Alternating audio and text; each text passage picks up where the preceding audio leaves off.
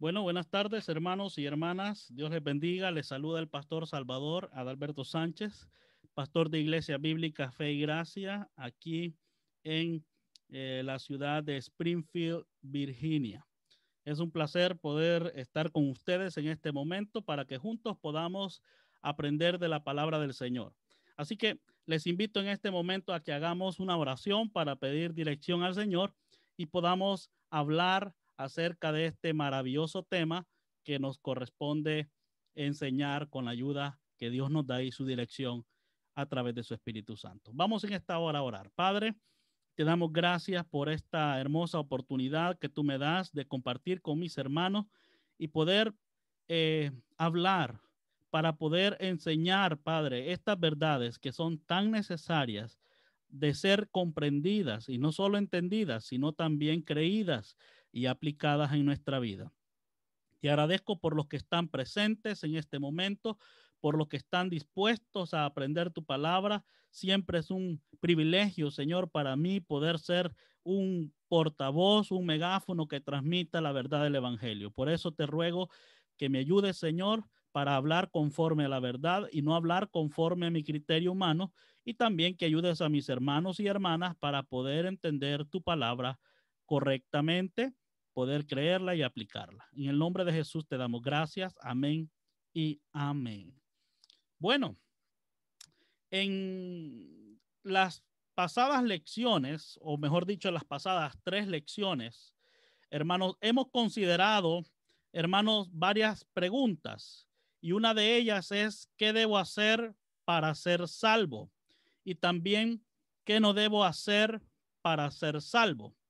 Y hermanos, las escrituras nos dicen claramente que somos salvos por gracia, por medio de la fe en el Señor Jesucristo solamente, aparte de cualquier obra o esfuerzo o rito de nuestra parte.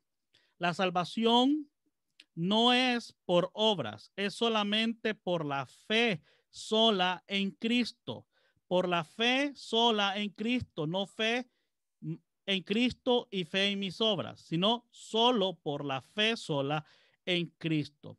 Y Dios en nuestra última lección nos enseñó a través de su palabra el tema de la justicia y cómo esa justicia es revelada al ser humano y cómo Abraham fue justificado ante Dios.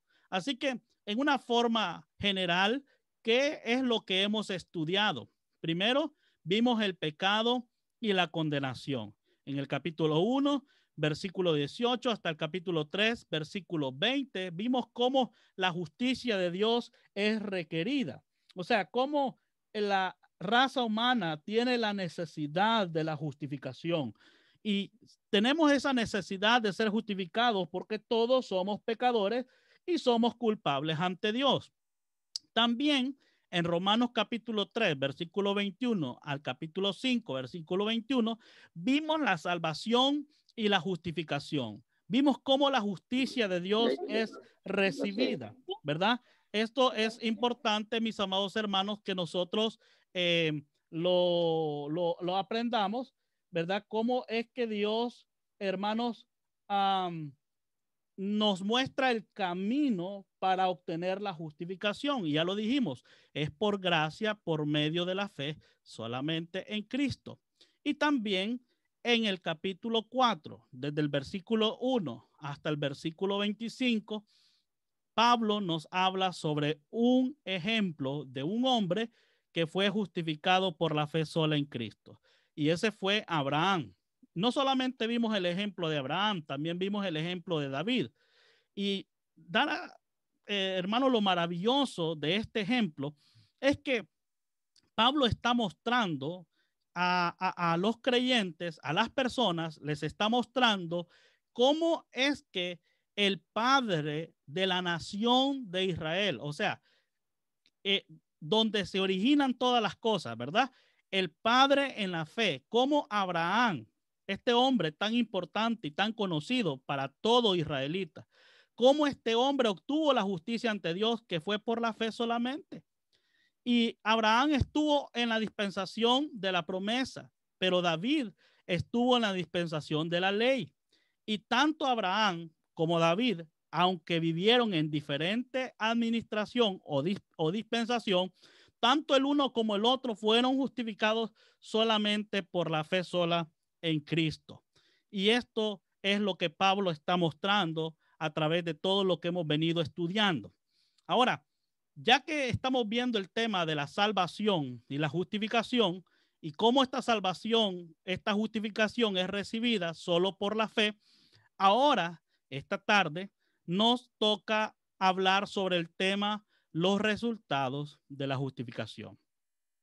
¿Cuáles son, en otras palabras, los beneficios de ser justificado?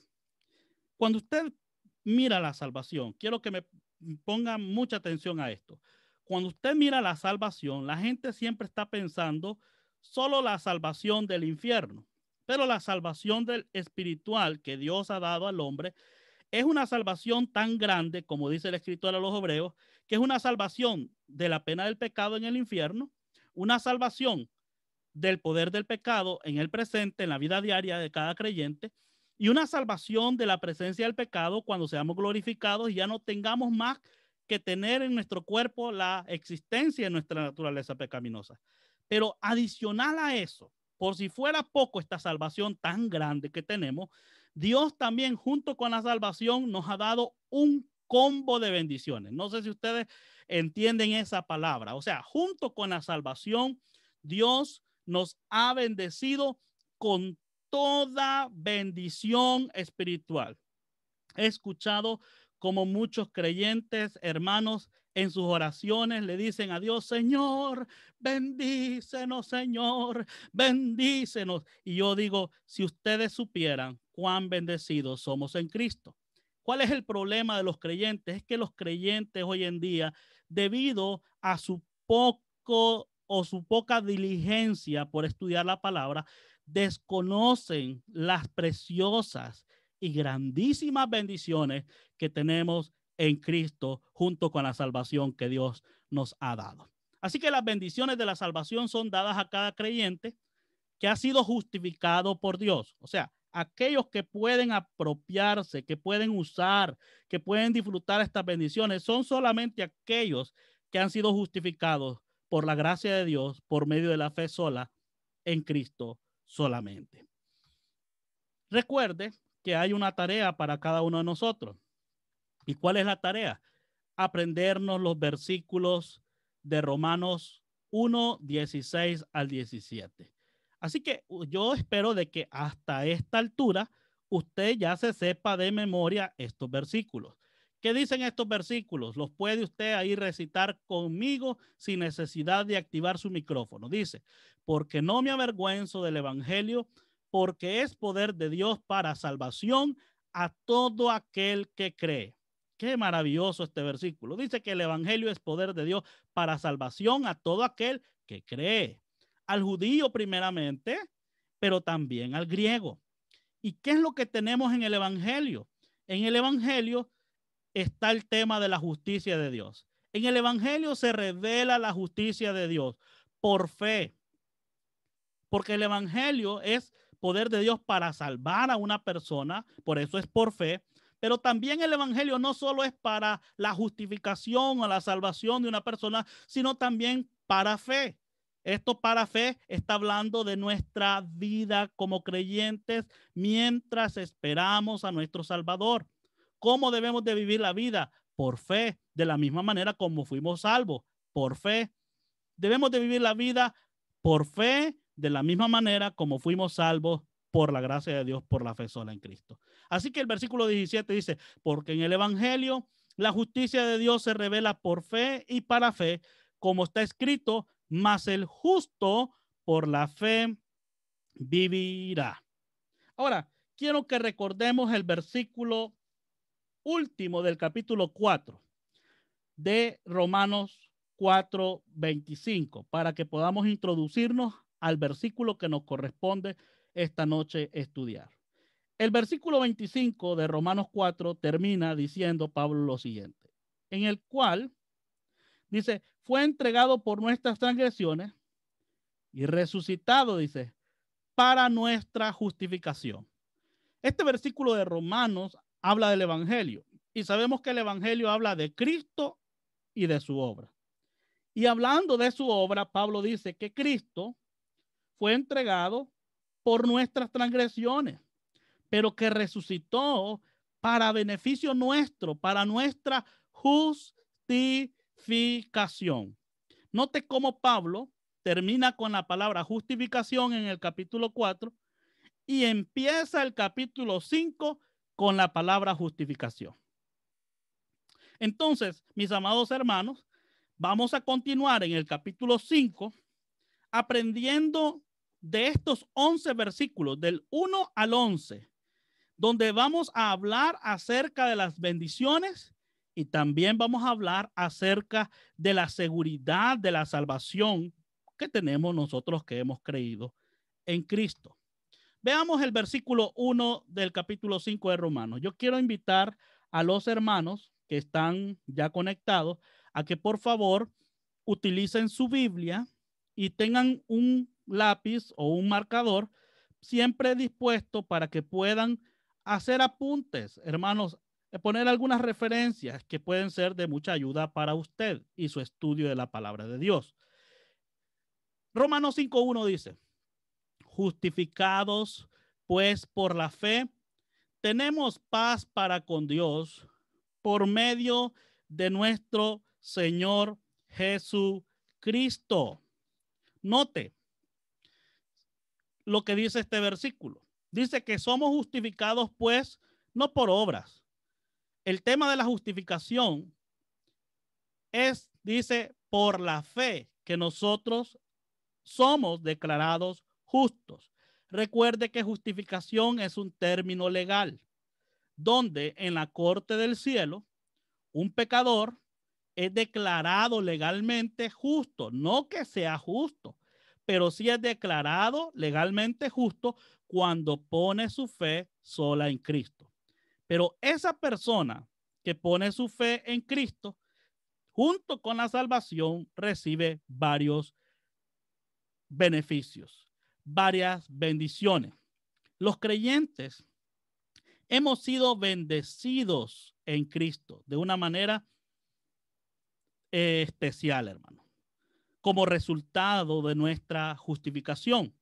Dios nos ha bendecido con toda bendición espiritual. Estas bendiciones no son únicamente para ciertos creyentes especiales, o como muchos hoy en día piensan, para creyentes de élite. Cuando hablamos de creyentes, nosotros hemos visto que hay creyentes que caminan espiritualmente, pero hay creyentes también que caminan carnalmente. Pero ambos son creyentes. Ambos son salvos por la gracia del Señor. Pero lo único que el creyente carnal no está disfrutando estas bendiciones, pero son de ellos las bendiciones también. Una cosa es que tú hayas sido bendecido con toda bendición espiritual y otra cosa es que tú estés disfrutando las bendiciones de Dios. Hay creyentes que no disfrutan las bendiciones de Dios espirituales porque no las conocen. Y la falta de conocimiento hace que el creyente no pueda hacer uso de esas bendiciones que ya posee, pero que en su mente no están clarificadas. Entonces, estas bendiciones no son solamente para algunos creyentes especiales. Estas bendiciones no son solo para los creyentes obedientes o para los fieles o los que perseveran, sino que estas bendiciones son para todos los creyentes sin excepción. Las bendiciones espirituales o las bendiciones de la salvación son dadas a cada creyente que ha sido justificado por Dios a través de su gracia por la fe sola en Cristo. La palabra habiendo sido justificados que ven en este versículo 1, en el griego es una sola palabra, ¿verdad? Es una sola palabra. En el idioma griego es una sola palabra esta expresión. En español la traducción ya son varias palabras, pero en griego es una sola palabra. ¿Qué significa? Bueno, que estas bendiciones que hemos recibido son bendiciones que nosotros no podemos recibirlas por nuestros esfuerzos. Estas bendiciones no las hemos recibido porque el pastor Salvador se las ganó o usted se las ganó, sino que hemos recibido estas bendiciones de la misma manera como recibimos la justificación, por la gracia de Dios, por el favor inmerecido de Dios. Dios nos ha bendecido no por lo que somos o lo que hacemos. Dios nos ha bendecido por quien Cristo es y por lo que Cristo ha hecho. En el griego, esta frase, justificados pues por la fe, es un participio aoristo. Un participio es algo que depende del verbo principal de la frase, y la acción de un participio aoristo ocurre antes de la acción del verbo principal. ¿Qué quiere decir con esto, pastor? Bueno, en otras palabras, tenemos bendiciones porque hemos sido justificados. Significa que sin la justificación no hay bendiciones. Una persona no puede beneficiarse de estas bendiciones sin haber sido justificado por la fe sola en Cristo. Recuerde, somos justificados por la gracia de Dios aparte de cualquier obra. Eso lo vimos también en Romanos capítulo 4, versículo 16. Entonces, pastor, todas estas bendiciones que tenemos, ¿verdad?, de la cual, hermanos, podemos nosotros hacer uso, todas estas bendiciones que tenemos, hermanos, ¿cuáles son algunas de ellas? Porque cuando nos preguntan, hermanos, ¿y cuáles son las bendiciones que tenemos en Cristo nosotros? Muchos creyentes no saben. De hecho, hemos leído Efesios 1, 3 al 6. ¿Quiénes han leído Efesios 1, 3 al 6 alguna vez? Quiero que por favor busquen conmigo Efesios 1, 3 al 6. Vamos a leer el versículo 3 de Efesios, capítulo 1. Busque conmigo. Dice, mire lo que dice. Bendito sea el Dios y Padre de nuestro Señor y Salvador Jesucristo, que nos bendijo, dice. Oiga, está en término, en tiempo pasado. O sea, esta bendición es algo que recibimos en el pasado, en un punto en el pasado. ¿Cuándo? Cuando pusimos nuestra fe en Cristo. O sea, en el momento que fuimos salvos, en el momento que fuimos declarados justos, cuando se nos fue atribuida la justificación, junto con la salvación, también Dios nos bendijo con ¿cuántas bendiciones? Dice, con toda bendición espiritual en lugares celestiales. Este versículo es un versículo bien mal interpretado hoy en día por muchos grupos de creyentes.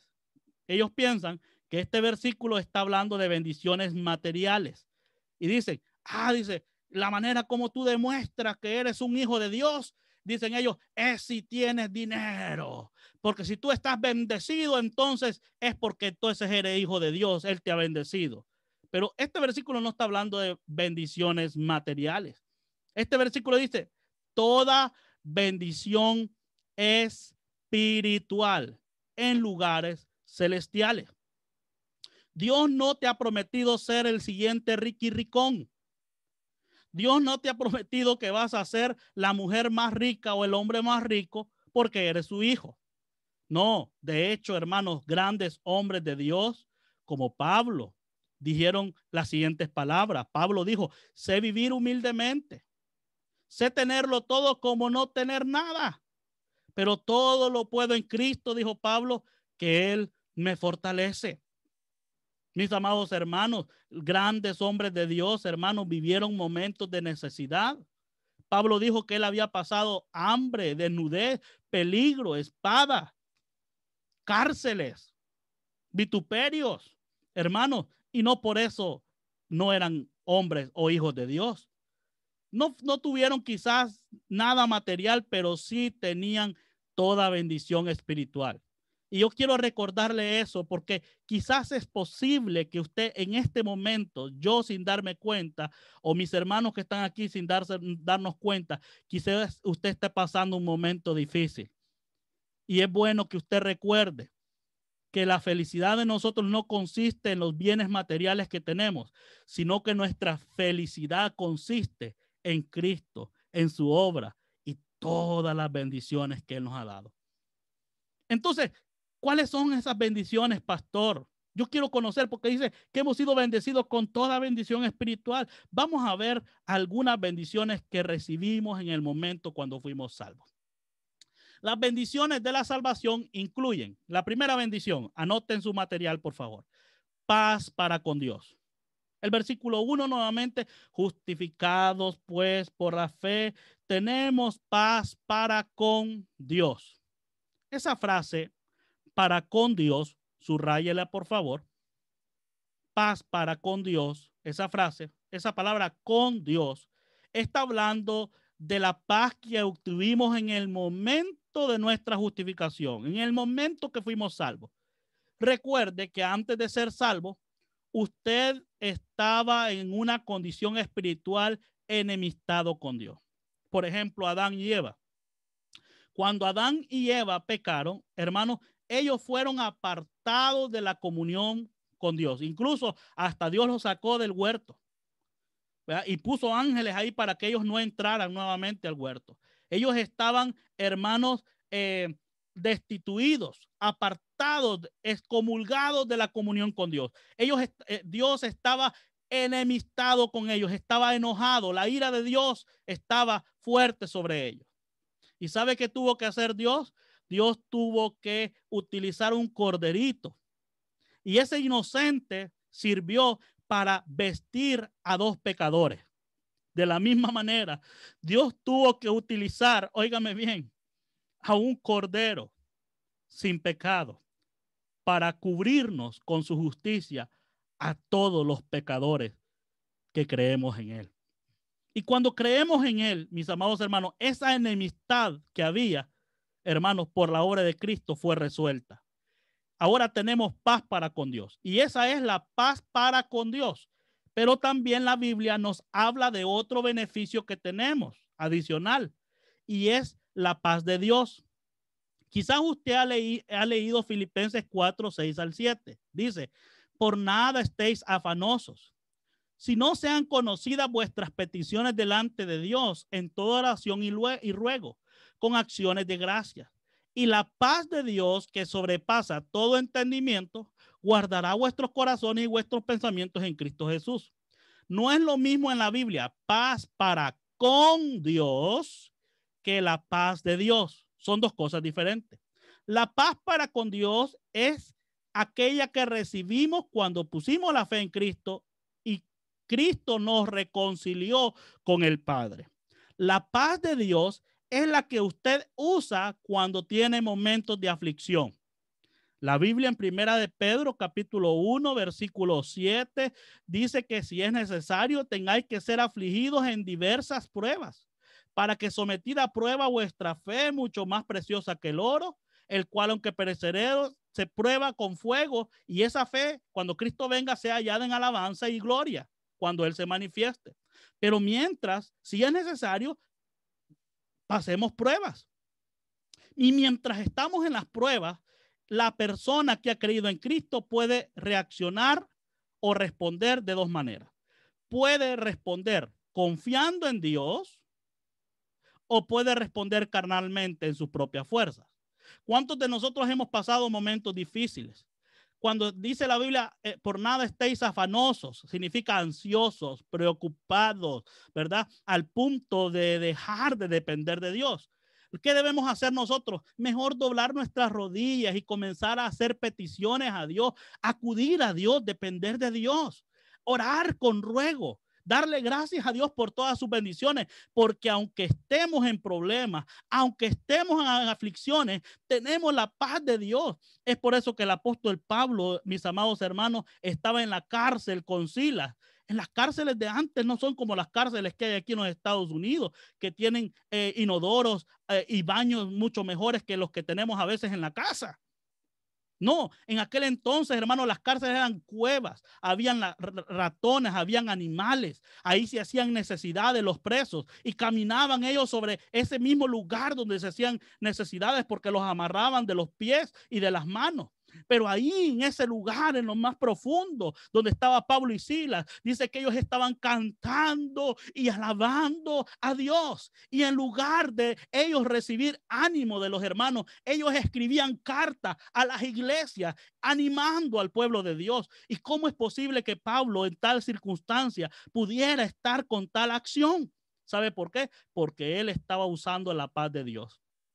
La misma paz que usted puede utilizar. Cuando nosotros no usamos la paz de Dios, ¿qué va a pasar con nuestra mente? Vamos a tener una mente turbulenta. Van a pasar las horas en la noche y no vamos ni a dormir. Pero ¿qué nos promete el Señor con este beneficio? Dice que la paz de Dios va a sobrepasar todo entendimiento. Entonces usted va a poder dormir tranquilo. Va a guardar su corazón y va a guardar sus pensamientos. ¿Por qué? Porque usted está confiando en Cristo. Entonces recuerde, aquí tenemos prácticamente dos beneficios. Tenemos paz para con Dios como resultado de nuestra justificación, pero también tenemos la paz de Dios como un ingrediente adicional. Qué hermosa bendición la que tenemos en Cristo, ¿no, hermanos? Es preciosa. Otra cosa, también tenemos acceso a la gracia de Dios. Este es otro beneficio y este beneficio, hermanos, está en el versículo 2. Dice, mira lo que dice, por quien tenemos entrada por la fe a esta gracia, en la cual estamos firmes. Quiero que subraye esta palabra gracia. Dice que por su gracia nosotros tenemos entrada por la fe. Usted sabe, hermanos, que antes, cuando estaba el tabernáculo, en el tabernáculo no todos tenían acceso a los lugares, al lugar santo y al lugar santísimo. Incluso, ¿sabía usted que los gentiles no tenían ni el permiso de estar en el muro, en los muros del tabernáculo? Los gentiles tenían que estar a las orillas del muro. No tenían ningún beneficio. Las mujeres no podían estar en ciertos lugares del tabernáculo. Tenían que estar en un patio específico para las mujeres. Los hombres tenían que estar en un patio específico para los hombres. Los levitas tenían un lugar específico para los levitas. Cada quien tenía un lugar porque no podían pasarse de un lugar a otro libremente. Y el que entraba al lugar santo o al lugar santísimo moría. Solo habían ciertas personas que podían ingresar a ese lugar.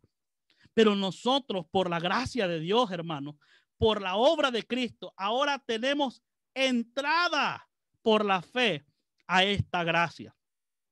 Una gracia en la cual Dios nos ha mostrado y que es firme.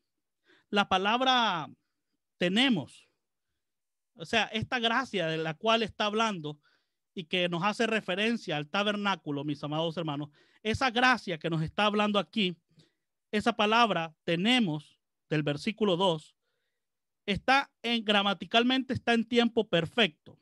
O sea, significa que es algo obtenido al momento de la salvación. Es algo que tenemos y que va a continuar en nuestro presente. Tenemos acceso o entrada. Esa palabra acceso significa libertad, derecho legítimo para entrar. Como les había dicho, las personas no todas las personas tenían derecho legítimo para entrar al lugar santísimo. Nosotros, por la gracia de Cristo, ahora tenemos acceso.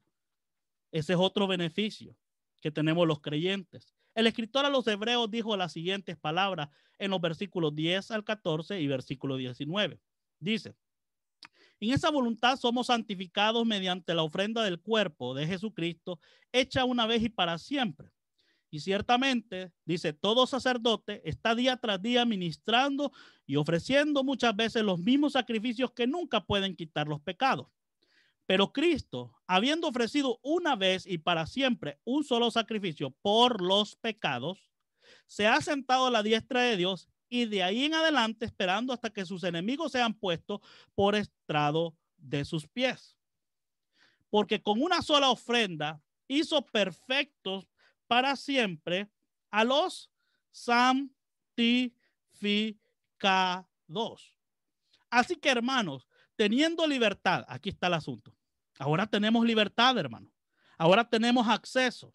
Algo que no teníamos antes. Algo que no todos tenían, hermanos, esa libertad, porque podían morir inmediatamente. Ahora, por la obra de Cristo, tenemos esa libertad para entrar al lugar santísimo por la sangre de Jesucristo. Como creyente, usted ahora tiene entrada por los siglos de los siglos a la gracia de Dios. Esta gracia fue provista, como dice aquí, por la sangre de Jesucristo. ¿Cuándo fue provisto esto? Este acceso a la gracia fue provisto en el momento que creímos por fe. Dios nos condujo dentro de su gracia cuando nosotros respondimos por fe en el evangelio. Ahora estamos parados en océanos de gracia y tenemos acceso a la gracia de Dios en cada necesidad. Por eso el escritor dice, acerquémonos pues confiadamente.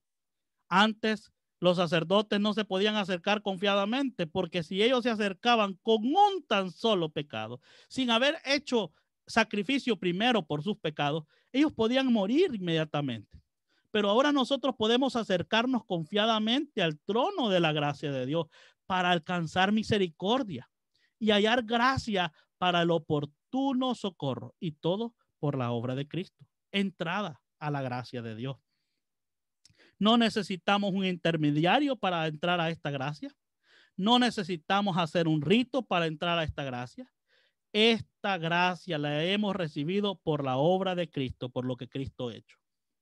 Otro beneficio, garantía de la gloria de Dios. El versículo 2 de Romanos 5 dice, la parte B, y nos gloriamos en la esperanza de la gloria de Dios. Esa frase, nos gloriamos, está hablando de descanso en la esperanza, o debido a la esperanza que tenemos en Cristo, nosotros tenemos la garantía de la gloria de Dios. ¿Qué significa esto, mis amados hermanos? ¿Qué significa la esperanza que nos habla el versículo 2 del capítulo 5 de Romanos?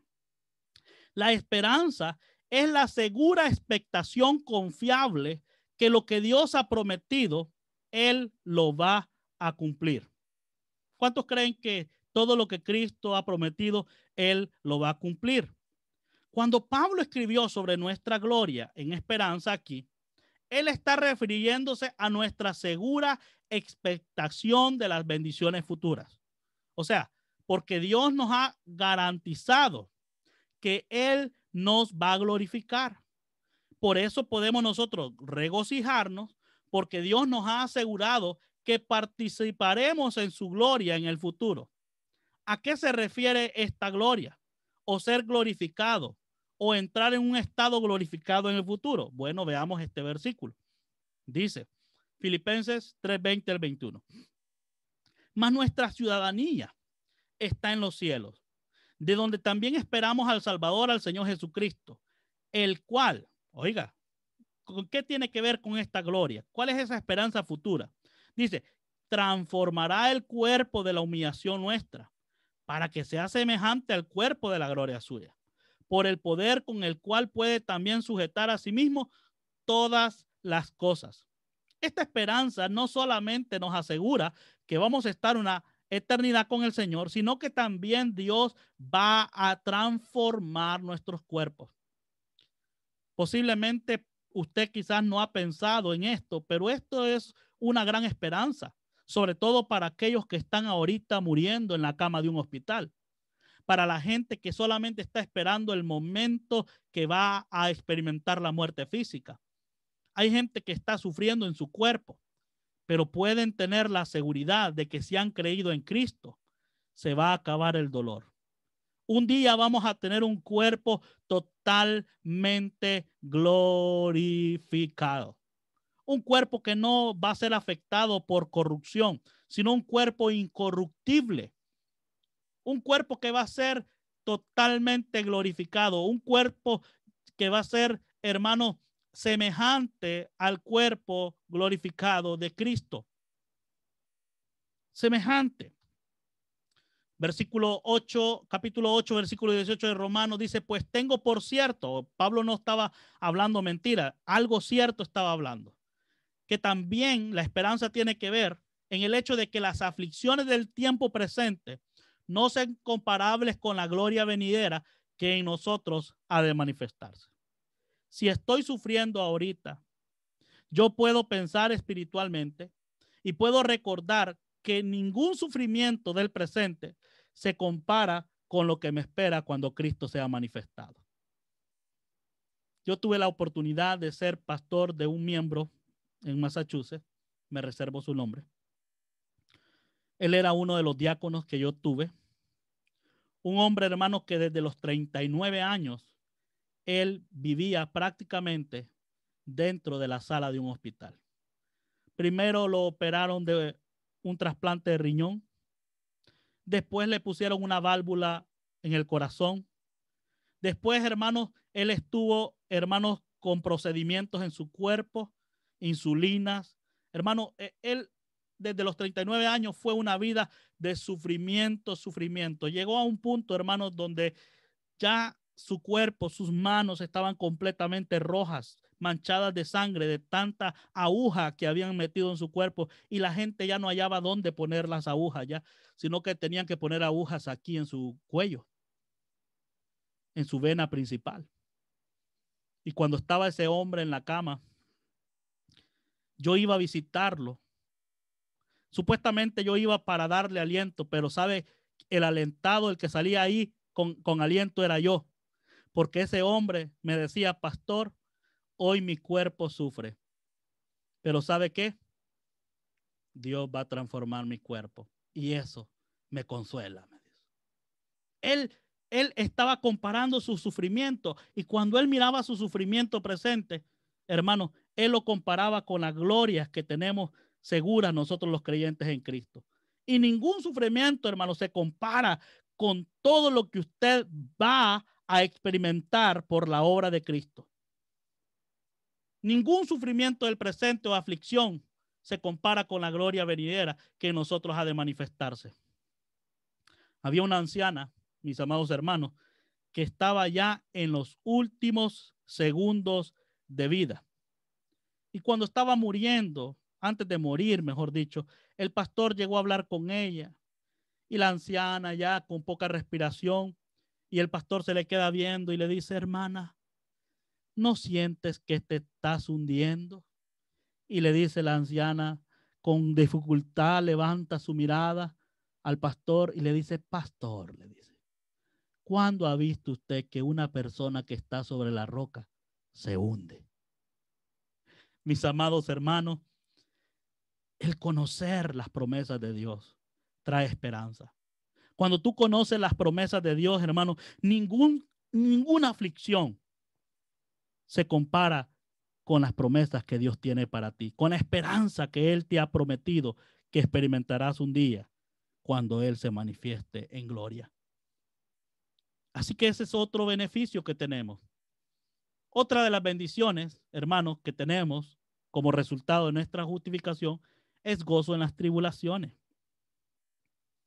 Gozo en las tribulaciones. Romanos 5, 3 al 4 dice, y no solo esto, sino que también nos gloriamos en las tribulaciones, sabiendo que la tribulación produce paciencia, y la paciencia prueba, o sea, carácter probado. Y la prueba, el carácter probado, dice, produce esperanza. Esperanza. En Romanos capítulo 5, versículo 3 al 4, mis amados hermanos, nos enseña la correcta perspectiva que tiene que tener un creyente cuando esté en tribulaciones. A veces escucho a muchos creyentes cuando están en los momentos más difíciles de decir las siguientes frases. Como pastor he sido testigo de esta frase. Muchos creyentes dicen, ay Dios mío, ¿qué tienes conmigo?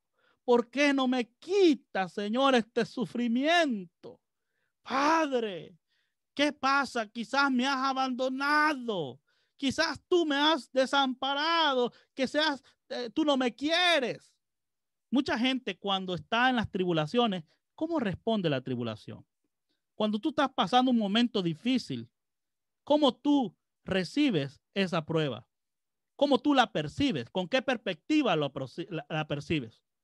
Para mucha gente las tribulaciones son motivo de tristeza y claro, humanamente quizás, hermanos, nos sintamos tristes humanamente hablando, pero Dios quiere que tengamos una perspectiva eterna en medio de las tribulaciones, que tengamos gozo aún siendo atribulados.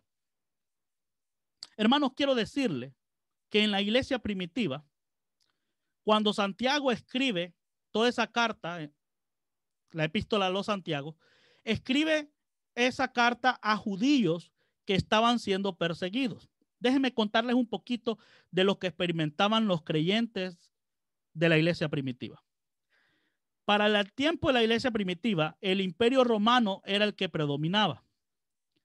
Y el cristianismo, hermanos, era perseguido. O sea, todo aquel que predicaba el evangelio de Cristo, hermanos, era perseguido al punto de morir. Incluso el apóstol Pablo, antes de ser creyente, ¿qué hacía el apóstol Pablo? Dice que él asolaba la iglesia, perseguía a la iglesia. De hecho, muchas de las personas que estaban en las cárceles eran porque el apóstol Pablo los había perseguido y los había metido a las cárceles. Cuando estaban en las cárceles, el imperio romano, ¿sabe qué hacía el imperio romano con esta gente que estaba en las cárceles? Las quemaban vivas. Agarraban a las personas y las amarraban en unos postes en las calles y les prendían fuego durante toda la noche. Y así era como iluminaban las calles. A otros cristianos los lanzaban a los leones en los Juegos Olímpicos. A otros cristianos los partían en dos, los gladiadores, en los Juegos Olímpicos. Y todo por la causa de Cristo. En ese ambiente perturbador, donde los creyentes habían perdido todo, donde los creyentes, hermanos, habían perdido familia, casa, dinero, habían perdido todo, aguantaban hambres, desvelos, estaban desnudos, aguantaban frío. En ese ambiente de aflicciones, hermanos, a veces los creyentes aquí dicen, ay, aquí estoy en una gran aflicción y comiendo los frijoles bien ricos, hermano. No, hermano, eso no es aflicción como lo que realmente pasaban estos creyentes.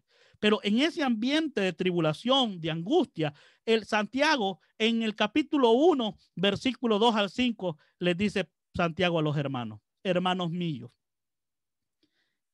tened por sumo gozo. ¿Cómo dice? Que tengamos gozo cuando os halléis en diversas ¿qué? Pruebas, sabiendo que la prueba de vuestra fe produce paciencia. La paciencia aquí, esta paciencia de la cual está hablando Santiago, está hablando de carácter. Hoy en día, hermano, los creyentes no tienen carácter, hermano. Por una cosa sencilla se dan por vencidos. Hay creyentes, ay, que el pastor no me saludó y ya se dan por vencidos solo porque el pastor no lo saludó. Hay creyentes que no tienen carácter en su vida, hermano. Les delega algo uno, hermanos, a los creyentes y rápidamente están todos temerosos ahí, con un gran miedo que se paralizan y no pueden hacer nada. Tienen algún problema y se quedan así sin hacer nada, hermanos, a favor. Se ahogan, hermanos, en el océano de las preocupaciones. Ante las presiones, en lugar de depender de Cristo, de responder con carácter, un hombre y una mujer que diga, no importa lo que esté pasando, confiaré en el Señor, no importa cuáles sean mis circunstancias. Pero ¿sabe qué va a hacer Dios para enseñarnos esa resistencia? Para enseñarnos a ser hombres de carácter y mujeres de carácter. Dios va a utilizar las pruebas, porque solo cuando pasamos pruebas, nosotros aprendemos a confiar en Dios. Si todo estuviera bien en nuestra vida, hermanos, entonces nunca aprenderíamos a confiar en Dios, porque, hermanos, es fácil estar bien cuando todo está bien, pero qué difícil es estar con gozo cuando las cosas van mal. Entonces la prueba que Dios permite, esa aflicción que tú estás viviendo ahorita, ese problema que tú estás experimentando ahorita, esas presiones de la vida que tú estás experimentando ahorita, producen, Dios las permite para producir carácter en ti, para producir paciencia. Mas tenga la paciencia de su obra completa. ¿Para qué? Para que seáis maduros y cabales, para que ya no tengamos creyentes, hermanos, que se comportan como niños en la iglesia. Se enojan con cualquier cosita. Murmuran por cualquier cosita. Dios quiere que lleguemos a la madurez espiritual. Dios quiere no solamente salvarnos. Él te ha bendecido con toda bendición espiritual también para enseñarte a ser un creyente maduro. Un creyente que dependa de Dios en todas las áreas de su vida sin que le falte algo. Hay creyentes que están esperando condiciones perfectas para hacer algo para Dios. No. Y si alguno de vosotros tiene falta de sabiduría, pídala a Dios, el cual da a todos abundantemente y sin reproche, y le será dada. Entonces, así hay creyentes muchos hoy en día, hermano. Así se miran. Ahí le tomé la foto, hermano y hermana. Aquellos creyentes que en lugar de depender de Dios, hermano, se derrumban con las presiones. Aprendamos a tener gozo, hermano. Podré no tener nada en mi refri. Podré no tener nada con que pagar las utilidades de mi hogar. Podré no tener un carro o la casa que tiene una persona. Podré incluso no tener ni la salud buena. Pero si tengo a Cristo, estoy completo y puedo estar feliz. Por eso Isaías 41:10 dice, no temas, porque yo estoy contigo. No desmayes, porque yo soy tu Dios, que te esfuerzo. El Señor dice, siempre te ayudaré. Siempre voy a sustentarte con la diestra de mi justicia. Dios está ahí siempre, hermano. Incluso, mis amados hermanos, la Biblia nos dice que David dijo las siguientes palabras. Hubiera yo desmayado si no hubiera la bondad de Dios en la tierra de los vivientes. Si no estuviera Dios con nosotros, hermanos, ¿qué fuera de nosotros? Pero Dios dice, no desmayes. Aquí estoy contigo. Yo soy tu Dios. De Él es quien viene la fuerza. Él es quien trae la ayuda. Siempre, siempre, en ningún momento Él va a dejarte solo. Siempre va a estar para sustentarte a tu lado y con justicia. Qué bendiciones las que tenemos en Cristo. Otra bendición que tenemos en Cristo es el amor de Dios. El amor de Dios. Romanos 5:5. Y la esperanza no avergüenza, porque el amor de Dios ha sido derramado en nuestros corazones. Mis amados hermanos, esto es importante, mis amados hermanos. El amor de Dios. Esta esperanza que tenemos en Cristo, hermano, dice que no nos va a llevar a quedar avergonzados. ¿Por qué razón? Porque el amor de Dios ha sido derramado en nuestros corazones. ¿Qué entendemos por esto del amor de Dios? No necesitamos, hermanos, entender, hermanos, esto que Pablo está hablando acerca de los resultados de la justificación. El amor de Dios, del cual Pablo está hablando aquí, es el amor ágape. Estamos hablando de un amor incondicional. Esta es la razón por la cual un creyente puede tener gozo en las pruebas. Cuando Dios trae pruebas a nuestra vida, lo está haciendo porque Él nos ama. ¿Y cómo es posible esto? Bueno, por el Espíritu Santo que nos fue dado. El amor de Dios, dice aquí, ha sido derramado en nuestros corazones por el Espíritu Santo, que ha sido dado a cada creyente en el momento de la salvación. ¿Qué es lo que Dios ha hecho por nosotros en su amor? Bueno, un pasaje clave que nos habla sobre eso es Colosenses 2:9-10. Dice, porque en Él habita corporalmente toda la plenitud de la deidad. Y vosotros estáis, como dice, completos en Él, que es la cabeza de todo principado y potestad. ¿Qué es lo que Dios ha hecho por nosotros en su amor? Bueno, sean espirituales o carnales, sean hombres o mujeres, no necesitamos algo más, sino que necesitamos saber lo que tienes o lo que tenemos en Cristo. Colosenses dice que estamos completos. ¿Qué es lo que significa esto, que estamos completos? Que Dios o todo lo que necesitamos nosotros para la salvación y para vivir la vida, lo tenemos en Cristo. En Cristo nosotros estamos completos. Cuando Cristo te salvó, no solo te salvó, sino que te dio todas las bendiciones espirituales para que tú pudieras vivir la vida cristiana. Él nos dio todas las cosas que necesitamos para vivir una vida que honre a Cristo. Estamos completos en Él. Según de Pedro 1, 3 al 4 dice, como todas las cosas que pertenecen ¿a qué? A la vida y a la piedad. Dios nos ha dado lo que necesitamos para la vida eterna, pero también nos ha dado lo que necesitamos para vivir una vida de piedad mientras estamos esperando a nuestro Salvador. Y todas las cosas que necesitamos, espiritualmente hablando, han sido dadas por su divino poder mediante el conocimiento de aquel que nos llamó por su gloria y excelencia. Dice Pedro que estas cosas que tenemos o estas bendiciones que tenemos han sido dadas por la obra de Cristo. Por medio, dice el versículo 4, Él nos ha dado preciosas y grandísimas promesas para que por ellas llegases a ser participantes de la naturaleza divina, habiendo huido de la corrupción que hay en el mundo a causa de nuestra concupiscencia. Ahora mismo, todos los que hemos creído en Cristo, por la fe sola en Cristo, hemos recibido su regalo de salvación y poseemos todas las cosas que pertenecen a la vida eterna y a la piedad. Como creyentes somos justificados por Dios. Como resultado tenemos paz para con Dios. Tenemos acceso a la gracia de Dios, una garantía de la glorificación futura. Tenemos gozo en las tribulaciones y por si fuera poco, tenemos el amor de Dios, el mismo amor que Él nos mostró en la cruz del Calvario a cada uno de nosotros. Yo no sé si usted ha escuchado, pero yo creo que usted escuchó alguna vez alguna predicación donde a los creyentes se nos enseña que nosotros debemos de amar a los enemigos.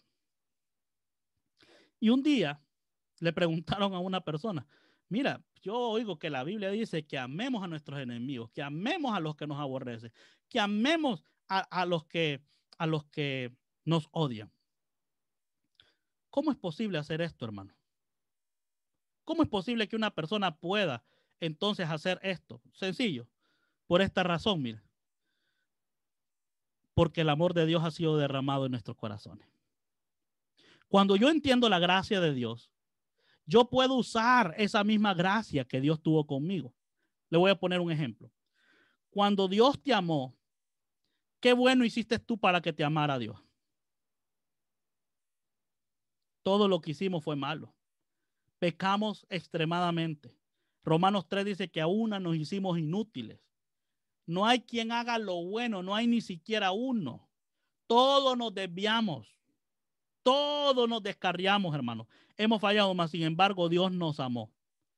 Ese amor que Cristo nos dio fue basado no en lo que nosotros hacemos o éramos. Ese amor es basado en lo que Cristo es y lo demostró en la cruz del Calvario. Ese mismo amor ha sido puesto en su corazón y en mi corazón para que también podamos beneficiarnos de ese amor. Las personas, saben ustedes, hermanos, que no hay mejor testimonio para una persona que ver el amor de Cristo reflejado en nosotros.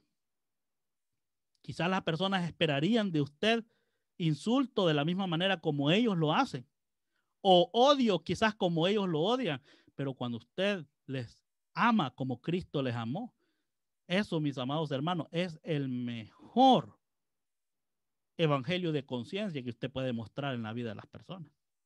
Es sorprendente cómo podemos usar todos estos beneficios. Por último, mis amados hermanos, uno de los beneficios más sobresalientes que tenemos es la permanencia de la salvación. Esta permanencia de la salvación está asegurada por medio de la morada del Espíritu Santo. El versículo 5:5 dice, y la esperanza no avergüenza porque el amor de Dios ha sido derramado en nuestros corazones por el Espíritu Santo que nos fue dado. Oiga lo que dice, esta esperanza, dice, no avergüenza. O sea que esta esperanza es segura. ¿Por qué? Es segura por el amor de Dios. ¿Por qué? Porque tenemos como garantía el Espíritu Santo que ha sido derramado en nuestros corazones. La morada del Espíritu Santo, mis amados hermanos, ¿a dónde está el Espíritu Santo? Dice que fue dado en cada creyente. El Espíritu Santo que nos fue dado es una persona, no una influencia como muchos piensan. Muchos piensan que cuando la Biblia habla del Espíritu Santo, muchos piensan que el Espíritu Santo es una energía.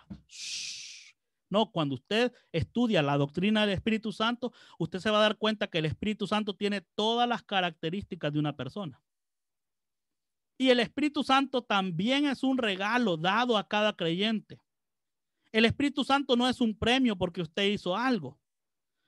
No es necesario tampoco pedirlo el Espíritu Santo, ni tampoco rogar por el Espíritu Santo para tenerlo, porque Dios da el Espíritu Santo a cada creyente como regalo. Romanos 5:5 dice que Dios, por su amor, derramó en nuestros corazones el Espíritu Santo. Note que aquí usted no tuvo que hacer la oración del pecador para que viniera el Espíritu Santo. Note que aquí usted no tuvo que pedirle y decirle, llena, mándame, mándame. No, no tuvo que aprenderse unas lenguas para que Dios, hermanos, enviara al Espíritu Santo. Usted lo que tuvo que hacer es poner su fe en Cristo. ¿Y qué hizo Dios? Derramar su amor y poner en su corazón el Espíritu Santo. Entonces no es necesario pedirlo o rogarle a Dios por el Espíritu Santo. Lo que necesita la persona entender es que necesita creer en Cristo y Dios, como regalo, va a darle el Espíritu Santo. ¿Y por qué le va a dar el Espíritu Santo a Dios? Como regalo. Porque el Espíritu Santo va a ser la garantía de nuestra segura y permanente salvación. ¿Cuándo y cómo recibimos al Espíritu Santo entonces, pastor? Mire, aquí está cuando lo recibimos. A mí me dijeron, miren cómo me han dicho muchos creyentes, que una persona, ¿verdad?, necesita ser salva y después de que es salva, tiene que pedir el Espíritu Santo. Esto es una confusión tremenda. Pero veamos qué dice Efesios 1:13-14. En él también vosotros, habiendo oído la palabra de verdad, oiga, ¿qué necesitamos oír? La palabra de verdad. ¿Cuál verdad? El evangelio de vuestra salvación. La gente no necesita oír del sábado. La gente no necesita oír si los pantalones son necesarios o no. La gente no necesita oír del mensaje de las pinturas o no necesita oír si es bueno comer cerdo o no. La gente necesita oír el evangelio. Oír el evangelio de la salvación. Después, ¿qué necesita hacer la gente? Creer el evangelio. Y habiendo creído en él, ¿qué vino como resultado? No tuvo que pedirlo, sino que vino como resultado el ser sellado con el Espíritu Santo de la promesa. Y este Espíritu Santo fue dado como las arras. Pablo está usando esta palabra arras porque las arras se usaban como garantía. Por ejemplo, cuando una mujer se casaba, el hombre tenía que entregarle en las manos a la mujer, óigame bien, unas arras. Y esas arras eran garantía para la mujer por si el hombre moría o en algún momento la dejaba. Que si el hombre la dejaba, por lo menos quedaba con dinero en la mujer. Las arras era la garantía. Entonces, el Espíritu Santo que ha sido puesto por Dios en nuestros corazones es la garantía de que un día vamos a ser glorificados.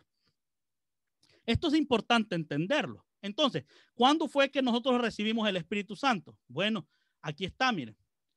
Cuando oímos el Evangelio, voy a tratar de poner aquí un láser, ¿verdad? ¿Qué es lo que hay que hacer primero? Oír el Evangelio. Esto es lo que necesita la persona. Y después, ¿qué necesita? Creer en Cristo, creer en el mensaje que predicamos en este Evangelio. ¿Y cuál va a ser el resultado? Va a recibir el Espíritu Santo como sello, como garantía. El Espíritu Santo no se va de las personas como muchos creen. Hay creyentes que piensan que el Espíritu Santo se puede ir de ellos si pecan. ¿Verdad? Hay muchos creyentes que pecan, hermanos, Y ellos, sin darse cuenta, inocentemente, ellos piensan que el Espíritu Santo ya los dejó. Y por eso ahí es donde aparecen las famosas oraciones de reconcilio, ¿verdad? Y le dice, hermano, venga a reconciliarse con Dios para que Dios le vuelva a dar su espíritu porque lo perdió. Y son bíblicos, ¿verdad? Porque sacan aquel versículo de David, que cuando David pecó, David dijo, y no quites de mí tu Santo Espíritu. Entonces le dicen a uno, pastor, ya ves que el Espíritu Santo se puede ir de una persona.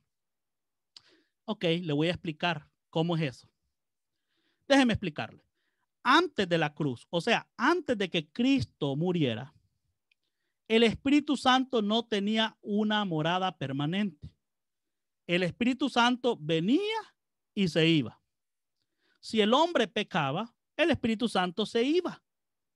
Pero después de Cristo, después de que Cristo murió, uno de los beneficios que tenemos nosotros es que ahora el Espíritu Santo va a estar con nosotros permanentemente. Jesús dijo, les enviaré un consolador que estará con vosotros, ¿cuántos días? Todos los días hasta el fin del mundo. Antes de la cruz, el Espíritu Santo iba se iba y venía. Pero después de la cruz, uno de los beneficios de la cruz, de la obra de Cristo, hermano, es que ahora el Espíritu Santo está con nosotros todos los días de nuestra vida. Entonces, cuando un creyente, hermano, peca, no pierde el Espíritu Santo. Pero, pastor, ¿qué es lo que le pasa entonces al creyente cuando peca? ¿Qué le pasa al Espíritu Santo? ¿Qué pasa con el Espíritu Santo cuando un hijo de Dios peca? Aquí está lo que pasa, mira. Efesios 4:30 dice, y no contristéis al Espíritu Santo de Dios, con el cual fuisteis sellados para el día de la redención. Quiero hacer preguntas. Dice, redención. ¿De qué redención está hablando? Lógicamente no está hablando de la redención del alma, ni tampoco del espíritu. Porque cuando una persona muere, el alma y el espíritu van a Dios y esa persona creyó en Cristo. Pero el cuerpo, ¿a dónde está? El cuerpo de esa persona está en la tierra. Ese cuerpo está pudriéndose. Pero cuando Cristo venga, hermano, nosotros vamos a ser glorificados. ¿Qué significa eso? Que ese cuerpo va a ser redimido. Entonces el Espíritu Santo, Dios nos dice a través de su Espíritu Santo aquí en Efesios 4:30, que mientras estemos en este cuerpo y dentro de nosotros el Espíritu Santo, que no pongamos triste al Espíritu Santo. Cuando nosotros pecamos, el Espíritu Santo no se va, sino que se pone triste. Pero el Espíritu Santo va a estar con nosotros como un sello hasta el día de la redención. O sea, ¿qué significa? Hasta que usted sea glorificado. Si un creyente, hermano, piensa algo diferente, está errado. Porque nosotros tenemos como beneficio la permanencia de la morada del Espíritu Santo en nuestra vida como garantía de nuestra glorificación futura. O sea, si un creyente tiene el Espíritu Santo, no va a haber ningún momento que el Espíritu Santo lo deje. Va a estar con él como garantía hasta que Cristo lo glorifique. Y esto es importante entenderlo. Esta jornada está tremenda. La permanencia de la salvación está asegurada por medio de la muerte sacrificial de Jesucristo. Sé que nos está llevando tiempo, pero necesito explicar esto. Veamos estos versículos 6 al 8. Porque Cristo, cuando aún eran débiles, a su tiempo murió por los impíos. Ciertamente, apenas morirá alguno por un justo. Con todo pudiera ser que alguno osara morir por el bueno. Mas Dios muestra su amor para con nosotros en que siendo aún que pecadores, Cristo murió por nosotros.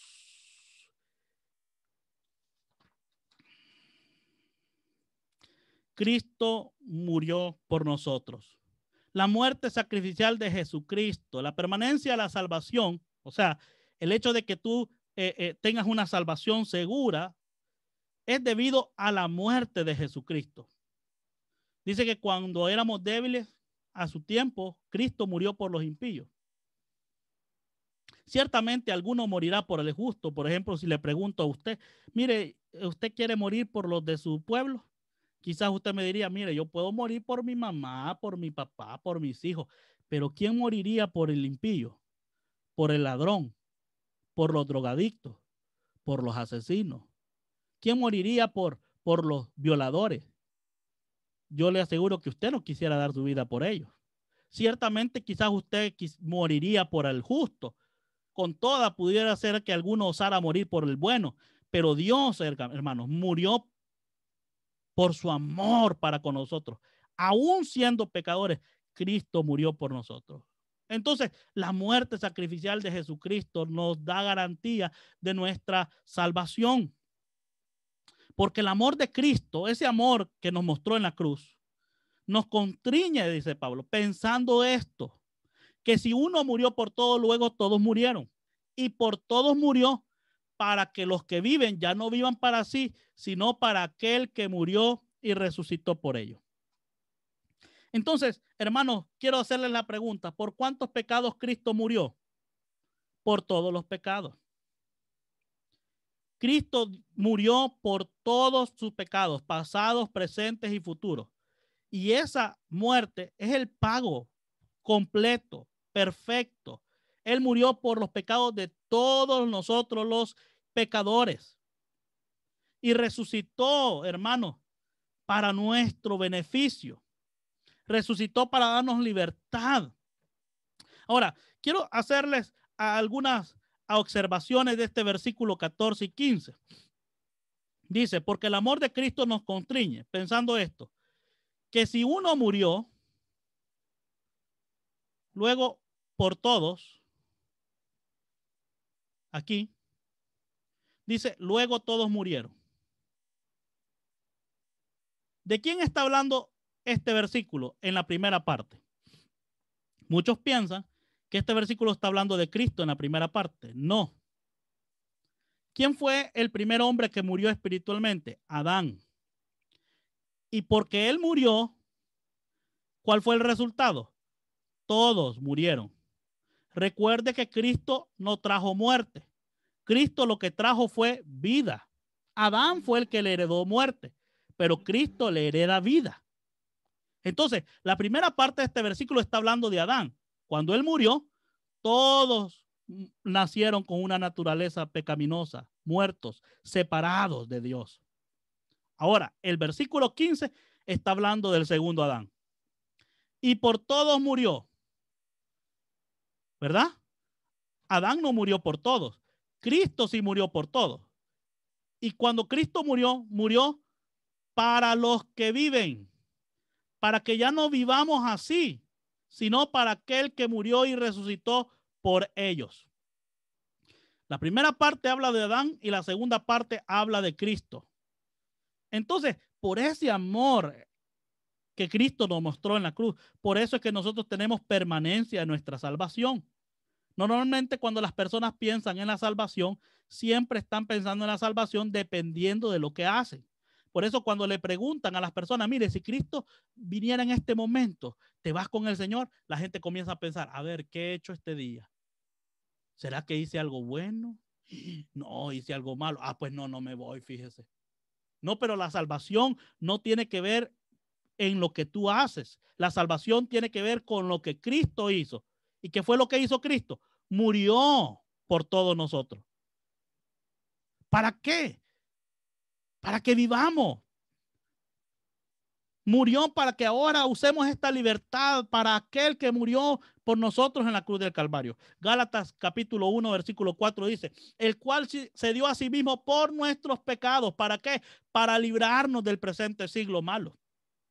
Conforme a la voluntad de nuestro Dios y Padre. Entonces, mis amados hermanos,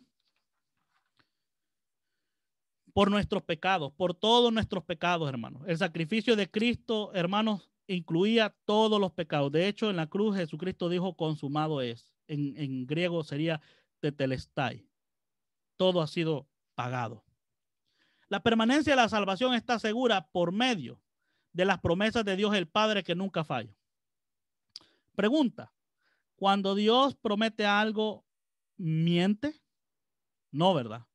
Cuando Dios promete algo, ¿lo cumple? Claro que sí, claro que sí. Las promesas de Dios, hermanos, nunca van a fallar. Dios siempre va a cumplir sus promesas. Veamos algo de estas promesas. Pues mucho más estando ya justificado, o sea, no tenemos que procurar ser justificados, sino que usted ya está justificado por la sangre de Cristo. Y si estando ya justificado, dice, por él seremos salvos de la ira. O sea, usted por el hecho de creer en Cristo, usted no va a experimentar la ira de Dios. Porque usted ya fue justificado. Y esto es una promesa que Dios les hace. Y todavía les aclara, porque si siendo enemigos fuiste reconciliados con Dios por la muerte de Jesús, mucho más estando reconciliados, seréis salvos por su vida. Yo no entiendo por qué muchas personas cuando les preguntan, ¿es usted salva? Si Cristo viene en este momento, ellos dicen, fíjense que no sé. Si siendo enemigos, hermanos, Cristo murió por nosotros para justificarnos. Ahora que ya estamos reconciliados, ¿qué le promete Él? Que va a ser salvo por su vida. Si usted se perdiera o si usted pudiera perder la salvación, entonces Cristo mintió aquí. Y Cristo no es hombre para que mienta, ni hijo de hombre para que se arrepienta. Todo lo que Él lo promete, lo cumple. Usted era enemigo y murió por usted. Ahora usted ha sido reconciliado con Dios y por eso usted, hermano, ahora tiene salvación segura. Porque Cristo murió por usted. Entonces, el tema de la seguridad eterna es una doctrina importante. Claro que sí. Hermano, es lógico que si hemos sido justificados y reconciliados en el pasado, y si el Señor nos ha prometido que seremos salvos de la ira de Dios en el futuro, es lógico llegar a la conclusión que entonces estamos seguros, salvos en el presente, y seremos salvos en el futuro también. La seguridad eterna es una doctrina importante que debe de ser entendida y creída en la mente y el corazón de cada hijo de Dios. Negar la seguridad eterna quita las buenas noticias del evangelio, confunde el evangelio de la gracia de Dios, aniquila la seguridad absoluta de la salvación eterna, desprecia las declaraciones directas de las escrituras. Si usted niega la seguridad eterna, implica que le faltaría el fundamento para el crecimiento espiritual genuino. Si usted niega la seguridad eterna, en lugar de tener esperanza, va a tener temor del infierno, en lugar del amor de Cristo como la motivación principal de su vida cristiana. Si usted niega la seguridad eterna, esto va a resultar en incertidumbre sobre su participación en el arrebatamiento. Por tanto, no tendríamos esperanza bienaventurada. Es importante, Dios quiere que usted conozca que en el momento que usted es salvo eternamente. Su salvación es para siempre. Entonces hemos visto que la permanencia de la salvación ha sido asegurada por medio de la morada del Espíritu Santo, por medio de la muerte sacrificial de Cristo y también ha sido asegurada por las promesas de Dios el Padre que nunca fallan. Y a la medida de que consideremos las bendiciones de la salvación y la permanencia de la salvación, el resultado práctico en nuestras vidas, vamos a verlos en los siguientes puntos. Los efectos prácticos de la salvación. Versículo 11. Y no solo esto, Pablo acaba de decir una de las tantas bendiciones que tenemos en Cristo. Y acaba de hablar de las promesas de Cristo. Y por si fuera poco, Pablo dice, y no solo esto, ahora va a hablar de los efectos prácticos. Y no solo esto, sino que también nos gloriamos en Dios por el Señor nuestro Jesucristo, por quien hemos recibido ahora, ¿qué dice? La reconciliación. A la luz de las bendiciones maravillosas de la gracia de Dios para con nosotros, vamos a ver estos efectos prácticos que tenemos de la salvación. Y el primero es que nos gozamos en Dios. ¿Y por qué no, hermano? ¿Por qué no gozarnos? Mire, hemos sido justificados por Dios. Tenemos muchas bendiciones, toda bendición espiritual por Dios. Tenemos paz para con Dios. Tenemos acceso a la gracia. Tenemos garantía de la glorificación futura. Podemos tener gozo en las dificultades. Tenemos el amor de Dios que ha sido derramado en nuestros corazones. Nuestra salvación es permanente, es segura. Estamos seguros por la muerte sacrificial de Jesucristo. Tenemos las promesas de Dios que nunca fallan. El Padre nunca nos va a fallar. y por si fuera poco, el Espíritu Santo morando dentro de nosotros como garantía. ¿No es suficiente razón para gozarnos en Dios? ¿No puede usted, hermano, a estas verdades que conoce ahora, gozarse y decirle gracias Dios? Gozarse en Dios porque todo ha sido proveído por Dios para su salvación y para su vida, mientras espera a su Salvador. Sabemos que hemos sido entonces reconciliados para con Dios para la eternidad. Esto debe traer gozo a nuestros corazones. La gracia de Dios, hermanos, es maravillosa. Podemos regocijarnos, tener gozo en Dios porque sabemos que hemos sido reconciliados para con Dios, para la eternidad. No vamos a experimentar la ira de Dios porque ya fuimos reconciliados por la obra de Cristo. ¿Y quién es la fuente de todo esto? Todo esto ha sido por medio de nuestro Señor Jesucristo. Entonces concluyamos. Antes de la salvación estábamos muertos en pecado. Ahora, por Cristo y su obra, después de la salvación, he sido regenerado. Antes éramos injustos, ahora somos justificados, declarados justos por la obra de Cristo. Antes estábamos sin paz, ahora tenemos paz para con Dios. Antes no teníamos acceso, ahora tenemos acceso. Antes estábamos sin esperanza, pero ahora tenemos esperanza. Antes éramos impíos, ahora hemos sido aceptados en Cristo por medio de su obra. Antes éramos reconocidos como pecadores por parte de Dios y ahora, debido a la obra de Cristo, Dios nos ha dado su justicia y posicionalmente somos santos ante Dios. Antes estábamos bajo la ira divina de Dios, ahora Dios promete que somos salvos de la ira. Antes éramos enemigos, ahora somos reconciliados con Dios. Antes éramos perdidos y ahora somos salvos. ¿No es para usted una gran alegría conocer parte de estas bendiciones espirituales y conocer cuán permanente es nuestra salvación? Le invito a seguir descubriendo más de este maravilloso tema en la próxima lección. Oremos. Padre eterno, te damos gracias por esta salvación tan grande que tú nos has dado. Una salvación maravillosa. Una salvación, Padre, que viene con un conjunto de toda bendición espiritual. Todas las bendiciones que necesitamos, tanto para nuestra vida como para una vida piadosa, mientras estamos esperándote a ti que regreses en gloria. Gracias, Señor, por la salvación. Gracias por mis hermanos que han estudiado tu palabra. Ruego tu ayuda para seguir viendo tu palabra y entendiendo tu palabra en la siguiente lección. En el nombre de Jesús. Amén y amén. Gloria al Señor. Vamos en esta hora, mis amados hermanos, a pasar a la siguiente lección. Bendiciones.